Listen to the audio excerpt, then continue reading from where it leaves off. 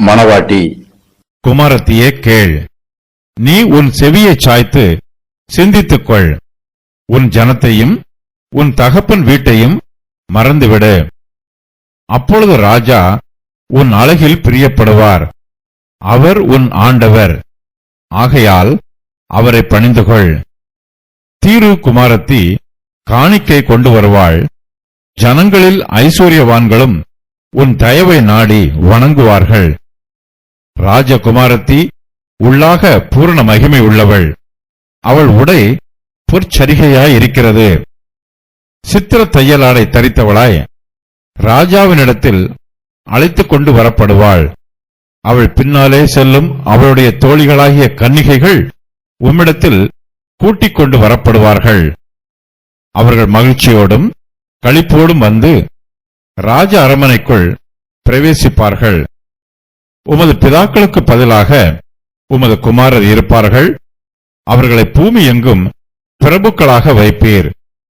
உமது நாமத்தை எல்லா தலைமுறைகளிலும் பிரஸ்தாபப்படுத்துவேன். இது நிமித்தம் ஜனங்கள் உம்மை என்றென்றைக்கும் உள்ள சதா காலங்களிலும் துதிப்பார்கள். குமாரத்தியே கேள், குமாரத்தியே கேள், நீ உன் செவியை சாய்த்து சிந்தித்துக்கொள். உன் ஜனத்தையும் உன் தகப்பன் வீட்டையும் மறந்துவிடு. இந்த சங்கீதத்தின் 2வது பகுதி மணவாட்டிக்கு சொல்லப்படுகிறது. மணவாட்டி மணவாளருடைய வலது பாரிசத்தில் நிற்கிறாள். பிதாவாகிய தேவன் தம்முடைய குமாரனாகிய இயேசு கிறிஸ்துவிடம் உமது சிங்காசனம் என்றென்றைக்கும் உள்ளது என்று சொன்னார். இயேசு கிறிஸ்துவின் சிங்காசனம் அவருடைய சபையில் ஸ்தாபிக்கப்பட்டிருக்கிறது. கிறிஸ்துவின் சபை என்றென்றைக்கும் இருக்கும்.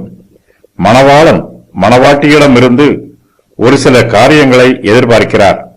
இயேசு கிறிஸ்துவிடம் ஐக்கியமாக இருக்கிற எல்லோருக்குமே ஒரு சில ஆவிக்குரிய கடமைகள் உண்டு. கர்த்தர் நம்மிடத்தில் இருந்து சில காரியங்களை எதிர்பார்க்கிறார். அவற்றை நம்முடைய செவியை சாய்த்து கேட்க வேண்டும். கர்த்தர் நமக்கு சொல்வதை கேட்டு சிந்திக்க வேண்டும்.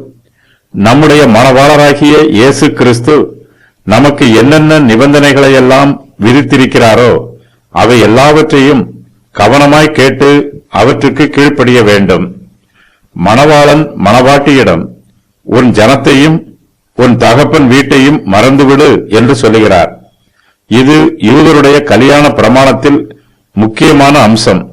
மணவாட்டி மணவாளனோடு விவாக உறவில் இணையும் போது அவள் தன்னுடைய ஜனத்தையும் தகப்பன் வீட்டையும் மறந்துவிட்டு தன்னுடைய மணவாளனோடு சேர்ந்து கொள்கிறாள். அதுபோலவே கர்த்தரிடத்தில் ஐக்கியமாக இருக்கிறவர்கள் தங்களுடைய பழைய பாவ சுபாவங்களை மறந்துவிட வேண்டும். கர்த்தருடைய பிள்ளைகளில் சிலர் யூத மார்க்கத்தில் இருந்தும் புறஜாதி மார்க்கத்தில் இருந்தும் ரட்சிக்கப்பட்டிருக்கலாம். அவர்கள் இயேசு கிறிஸ்துவை தங்களுடைய இரட்சகராக ஏற்றுக்கொண்ட பின்பு யூத மார்க்கத்தின் பழக்க வழக்கங்களையும் புறஜாதி மார்க்கத்தின் பழக்க வழக்கங்களையும் மறந்துவிட வேண்டும். அவையெல்லாம் புளித்த மாவை போன்றவை. அவற்றை நீக்கி போட வேண்டும். நம்முடைய ஆவிக்குரிய ஜீவியத்தில் யூத மார்க்கத்தின் பாரம்பரியத்திற்கும் புறஜாதி மார்க்கத்தின் பாரம்பரியத்திற்கும் இடம் கொடுக்கக்கூடாது. புறஜாதி மார்க்கத்தாரின் விக்கிரக ஆராதனையை நாம் மறந்துவிட வேண்டும். கர்த்தராகிய இயேசு கிறிஸ்துவை நம்முடைய இரட்சகராக ஏற்றுக்கொள்ளும் போது நம்மை இயேசு கிறிஸ்துவிடம் பூரணமாக அர்ப்பணித்து விட வேண்டும். இயேசு கிறிஸ்துவை பின்பற்ற விரும்புகிறவர் தன்னைத்தான் வெறுத்து தன்னுடைய சிலுவையை எடுத்துக்கொண்டு அவரை பின்பற்ற வேண்டும். நம்முடைய தாயையோ தகப்பனையோ நம்முடைய உலக பிரகாரமான காரியங்களையோ பின்பற்ற வேண்டும் என்று நினைக்கக்கூடாது. இயேசு கிறிஸ்துவுக்கு கொடுக்க வேண்டிய முக்கியத்துவத்தை இவர்களுக்கு கொடுத்து நம்முடைய ஆவிக்குரிய ஜீவியத்தை பாழாக்கிவிடக்கூடாது. இயேசு கிறிஸ்துவை விட தன்னுடைய தாயையும் தகப்பனையும் அதிகமாய் நேசிக்கிறவர் கிறிஸ்துவுக்கு பாத்திரவானாய் இருக்க மாட்டார். இந்த சத்தியத்தை உறுதி பண்ணும் விதமாய் சங்கீதக்காரர் உன் ஜனத்தையும் உன் தகப்பனையும் மறந்துவிடு என்று சொல்லுகிறார். அவரை பணிந்துகொள். அப்பொழுது ராஜா உன் அழகில் பிரியப்படுவார். அவர் உன் ஆண்டவர். ஆகையால் அவரை பணிந்து கொள். நாம் பரிசுத்த அலங்காரத்துடனே கர்த்தரை தொழுது கொள்ள வேண்டும். யூத மார்க்கத்தின் பழக்க வழக்கங்களும் புறஜாதி மார்க்கத்தின் பழக்க வழக்கங்களும் நம்முடைய பரிசுத்தத்தை பாழாக்கிவிடும். நம்முடைய ஆவிக்குரிய அழகை கெடுத்துவிடும். இவை எல்லாவற்றையும் மறந்துவிட்டு நாம் கர்த்தருக்கே முதலிடம் கொடுக்க வேண்டும். அப்போதுதான் நம்முடைய ஆவிக்குரிய ஜீவியம் பரிசுத்தமாயிருக்கும். நாம் பரிசுத்த அலங்காரத்துடனே கர்த்தரை தொழுது கொள்ள முடியும். நம்மிடத்தில் ஆவிக்குரிய அழகு இருக்கும். நம்முடைய ராஜாவாகிய இயேசு கிறிஸ்துவும் நம்முடைய அழகில் பிரியப்படுவார். சபையிலும் விசுவாசிகளுடைய ஜீவியத்திலும் பரிசுத்தமான அழகு காணப்பட வேண்டும். நாம் பரிசுத்த அலங்காரத்துடன் காணப்பட வேண்டும் என்று கர்த்தர் விரும்புகிறார். அதுவே கர்த்தருக்கு பிரியமானது. நம்மிடத்தில் பழைய புளித்த மாவு எதுவும் இருக்கக்கூடாது என்று கர்த்தர் எதிர்பார்க்கிறார். கர்த்தரே நம்முடைய ஆண்டவர். ஆகையால் அவரை மாத்திரமே நாம் பணிந்து கொள்ள வேண்டும். நம்முடைய ஜனத்தையும் நம்முடைய தகப்பன் வீட்டையும் மறந்துவிட்டு கர்த்தரை மாத்திரமே பணிந்து கொள்ள வேண்டும். கர்த்தரை மகிமைப்படுத்த வேண்டும். கர்த்தருக்கு கீழ்ப்படிய வேண்டும். கர்த்தரை பயபக்தியோடு ஆராதிக்க வேண்டும். கர்த்தரிடத்தில் அன்பு கூற வேண்டும். நாம் கர்த்தரை ஆராதிக்கும் போது அவரை நம்முடைய தேவனாகவும் ஆண்டவராகவும் அங்கீகரித்து அவரை பணிந்து கொள்ள வேண்டும். பிதாவை மகிமைப்படுத்துவது போல நாம் குமாரனையும் மகிமைப்படுத்த வேண்டும் என்பது தேவனுடைய சித்தம். நம்முடைய கர்த்தராகிய இயேசு கிறிஸ்து நம்முடைய துதிகளுக்கும் ஸ்தோத்திரங்களுக்கும் பாத்திரராய் இருக்கிறார்.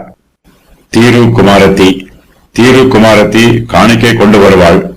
ஜனங்களில் ஐஸ்வர்யவான்களும் உன் தயவை நாடி வணங்குவார்கள். கிறிஸ்துவாகிய மணவாளனுக்கு நாம் மணவாட்டியாக நியமிக்கப்பட்டிருக்கிறது நமக்கு கிடைத்திருக்கிற மிகப்பெரிய சிலாக்கியம். இது நம்முடைய விசேஷித்த மேன்மை. இதன் நிமித்தமாய் நமக்கு கிடைக்கிற ஐஸ்வர்யங்களையும் ஆசீர்வாதங்களையும் சங்கீதக்காரர் விரிவாக எடுத்துச் சொல்லுகிறார். தீரு குமாரத்தி காணிக்கை கொண்டு வருவாள் என்று சொல்லுகிறார். தீரு ஐஸ்வர்யமுள்ள பட்டணம். எல்லாவிதமான ஐஸ்வர்யங்களும் இந்த பட்டணத்தில் உண்டு. தீருவின் ராஜா இந்த உலகத்தில் மிகப்பெரிய ஐஸ்வர்யவானாக கருதப்படுகிறார். ராஜாவைப் போலவே அவருடைய குமாரத்தியும் ஐஸ்வர்யம் உள்ளவள். கர்த்தருடைய பிள்ளைகளுக்கு இப்படிப்பட்ட ஐஸ்வர்யவதிகள் காணிக்கைகளை கொண்டு வருவார்கள். அரச குடும்பத்தை சேர்ந்தவர்களும் விசுவாசிகளுக்கு காணிக்கையை கொடுப்பார்கள். தீரு என்பது உலகத்தில் உள்ள ராஜ குடும்பங்களை குறிக்கிற பொதுவான வார்த்தை. இந்த பிரபஞ்சத்தில் ஐஸ்வர்யவான்கள் செல்வாக்கு மிகுந்தவர்களாக இருப்பார்கள். அவர்களுடைய தயவை நாடி எல்லோரும் அவர்களை வணங்குவார்கள். நாம் கர்த்தருடைய மணவாட்டியாக இருப்பதினால் ஜனங்களில் ஐஸ்வர்யவான்கள் எல்லோரும் நம்முடைய தயவை நாடி நம்மை வணங்குவார்கள். அவர்களுக்கு நம்முடைய உதவிகளும் ஒத்தாசைகளும் தேவைப்படுகிறது. இது நம்முடைய சுய மேன்மையோ சுய மகத்துவமோ அல்ல. நாம் மணவாளராகிய இயேசு கிறிஸ்துவோடு இணைக்கப்பட்டிருப்பதினால் நமக்கு இப்படிப்பட்ட மேன்மை கிடைத்திருக்கிறது. தீருவின் குமாரத்தையும் ஜனங்களில் ஐஸ்வர்யவான்களும் நம் மூலமாக இயேசு கிறிஸ்துவிடம் வரவேண்டும் என்று ஆசைப்படுவார்கள். நம் மூலமாய் இயேசு கிறிஸ்துவின் சிநேகத்தை பெற்றுக்கொள்ள வேண்டும் என்று விரும்புவார்கள். இதற்காக நமக்கு காணிக்கை கொண்டு வருவார்கள். இதற்காகவே அவர்கள் நம்முடைய தயவை நாடி பணிந்து கொள்வார்கள். ராஜகுமாரத்தி உள்ளாக பூரண மகிமை உள்ளவள். அவள் உடை பொற்சரிகையாய் இருக்கிறது. கர்த்தருடைய பிள்ளைகளாகிய நாம் கர்த்தருக்கு மணவாட்டியாக நியமிக்கப்பட்டிருக்கிறோம். மணவாட்டியானவள் ராஜகுமாரத்தியாக இருக்கிறாள். எல்லோருடைய பார்வைக்கும் நாம் உயர்ந்தவர்களாகவும் மிகவும் மதிக்கப்படத்தக்கவர்களாகவும் அதிகமாய் போற்றப்படத்தக்கவர்களாகவும் இருப்போம். ராஜகுமாரத்தி உள்ளாக பூரண மகிமை உள்ளவள்.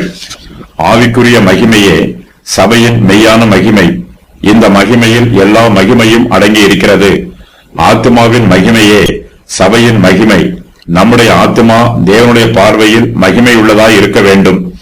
நித்திய மகிமையை பெற்றுக் கொள்வதற்கு நம்முடைய ஆத்மா வாஞ்சையோடு இருக்க வேண்டும். ராஜகுமாரத்தி உள்ளாக பூரண மகிமை உள்ளவள். அதே வேளையில் அவளுடைய உடை பொற்சரிகையாய் இருக்கிறது. உள்ளான மகிமையோடு புறம்பான மேன்மையும் சேர்க்கப்படுகிறது. ரட்சிக்கப்பட்ட ஒவ்வொரு விசுவாசியும் தங்கள் ஜீவியத்தில் ஆவியின் கனியை வெளிப்படுத்த வேண்டும். தேவனுடைய சாயலாக சிருஷ்டிக்கப்பட்டிருக்கிற நம்மிடத்தில் நற்குணங்களும் நல்ல சுபாவங்களும் காணப்பட வேண்டும். இந்த உலகத்தின் பார்வைக்கு நாம் நல்லவர்களாக இருக்க வேண்டும். நற்கிரியைகளை செய்ய வேண்டும். நம்மிடத்தில் எல்லா நற்கிரியைகளும் நிரம்பி இருக்க வேண்டும். பசும்பொன் மிகுந்த கவனத்தோடு சுத்திகரிக்கப்படுவது போல நம்முடைய ஆவிக்குரிய ஜீவியமும் மிகுந்த கவனத்தோடு சுத்திகரிக்கப்பட வேண்டும். நம்முடைய ஆவியும் ஆத்மாவும் சரீரமும் பரிசுத்தமுள்ளதாக இருக்க வேண்டும். ராஜகுமாரத்தியின் உடை பொற்சரிகையாய் இருக்கிறது. நம்முடைய ரட்சிப்பின் வஸ்திரமும் பரிசுத்தமாய் இருக்க வேண்டும். பரிசுத்தத்தில் நாம் அதிக கவனம் செலுத்த வேண்டும். தோழிகளாகிய கன்னிகைகள் சித்திர தையலாடை தரித்தவளாய் ராஜாவினிடத்தில் அழைத்துக் கொண்டு வரப்படுவாள். அவள் பின்னாலே செல்லும் அவளுடைய தோழிகளாகிய கன்னிகைகள் உம்மிடத்தில் கூட்டிக் கொண்டு வரப்படுவார்கள்.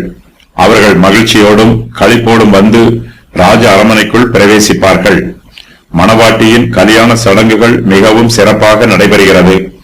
கல்யாணத்தின் ஒவ்வொரு பகுதியும் அதிக கனமுள்ளதாயும் மேன்மை உள்ளதாயும் சந்தோஷமுள்ளதாயும் இருக்கிறது. ராஜகுமாரத்தி ராஜாவினிடத்தில் அழைத்துக் கொண்டு வரப்படுவாள். ராஜா யாரை நியமித்திருக்கிறாரோ அவர் மாத்திரமே ராஜாவின் சமூகத்திற்கு முன்பாக வர முடியும். கர்த்தரால் முற்குறிக்கப்பட்டவர்கள் மாத்திரமே ரட்சிக்கப்பட முடியும். கர்த்தரால் ரட்சிக்கப்பட்டவர்கள் மாத்திரமே கல்யாண விருந்தில் பங்கு பெற முடியும். பிதா தம்முடைய குமாரனிடத்தில் யாரை ஒப்புக் கொடுக்கிறாரோ அவர்களை மாத்திரமே குமாரன் ஏற்றுக்கொள்வார். இவர்களை தவிர வேறு யாரும் ராஜாவினிடத்தில் அழைத்துக் கொண்டு வரப்பட மாட்டார்கள். ராஜாவின் அரமனைக்குள் பிரவேசிக்கவும் மாட்டார்கள். ராஜகுமாரத்தியின் தோழிகளாகிய கன்னிகைகள் ராஜகுமாரத்தியை ராஜாவினிடத்தில் அழைத்துக் கொண்டு வருவார்கள். இவர்களே ராஜகுமாரத்திக்கு பின்னால் செல்லுவார்கள். இவர்களும் ராஜகுமாரத்தியோடு ராஜாவினிடத்தில் கூட்டிக் கொண்டு வரப்படுவார்கள். அவர்கள் மகிழ்ச்சியோடும் களிப்போடும் வந்து ராஜ அரமனைக்குள் பிரவேசிப்பார்கள். பிதாக்களுக்கு பதிலாக குமாரர். உமது பிதாக்களுக்கு பதிலாக உமது குமாரர் இருப்பார்கள். அவர்களை பூமி எங்கும் பிரபுக்களாக வைப்பீர். உமது நாமத்தை எல்லா தலைமுறைகளிலும் பிரஸ்தாபப்படுத்துவேன். இதன் நிமித்தம் ஜனங்கள் உம்மை என்றென்றைக்கும் உள்ள சதா காலங்களிலும் துதிப்பார்கள். கல்யாணம் முடிந்த பிறகு நடைபெறும் சம்பவங்களை பற்றி சங்கீதக்காரர் தெளிவுபடுத்துகிறார். உமது பிதாக்களுக்கு பதிலாக உமது குமாரர் இருப்பார்கள் என்று சொல்லுகிறார். பழைய ஏற்பாட்டு சபைக்கு பதிலாக புதிய ஏற்பாட்டு சபை இருக்கும். பழையவை ஒளிந்து போகும், எல்லாம் புதிதாகும். புது உடன்படிக்கை ஏற்படுத்தப்படும். முந்தினது பழமையாக்கப்படும். பழமையானதும் நாள்பட்டதுமாய் இருக்கிறது உருவழிந்து போகும். முற்பிதாக்களின் காலம் முடிந்து போகும். புதிய ஏற்பாட்டு சபையின் காலம் ஆரம்பமாகும். அதே ஒலிவ மரத்தில் புதிய ஏற்பாட்டு சபை ஒட்ட வைக்கப்படும். புதிய ஏற்பாட்டு காலத்து சபையின் விசுவாசிகள் பூமி எங்கும் பிரபுக்களாக வைக்கப்படுவார்கள். கல்யாண வைபவம் நிறைவு பெற்ற பிறகு மணவாளனுக்கு துதியும் ஸ்தோத்திரமும் மகிமையும் ஏறெடுக்கப்படுகிறது. சங்கீதக்காரர் மணவாளனாகிய இயேசு கிறிஸ்துவை துதிக்கிறார். உமது நாமத்தை எல்லா தலைமுறைகளிலும் பிரஸ்தாபப்படுத்துவேன் என்று சொல்லுகிறார். பிதாவானவர் தம்முடைய குமாரனாகிய இயேசு கிறிஸ்துவுக்கு எல்லா நாமங்களுக்கும் மேலான நாமத்தை கொடுத்தார். இயேசு கிறிஸ்துவின் நாமம் நித்திய நாமமாய் இருக்கும். அந்த நாமம் எல்லா தலைமுறைகளிலும் நிலைத்து நிற்கும்.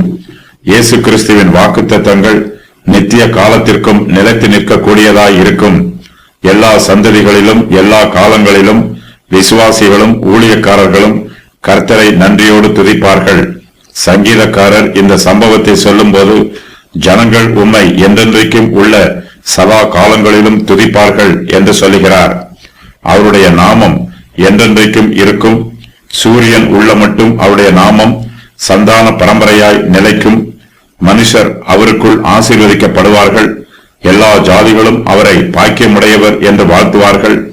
இஸ்ரவேலில் தேவனாய் இருக்கிற கர்த்தராகிய தேவனுக்கு ஸ்தோத்திரம் உண்டாவதாக.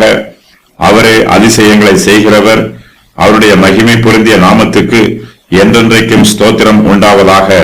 பூமி முழுவதும் அவருடைய மகிமையால் நிறைந்திருப்பதாக. ஆமென், ஆமென்.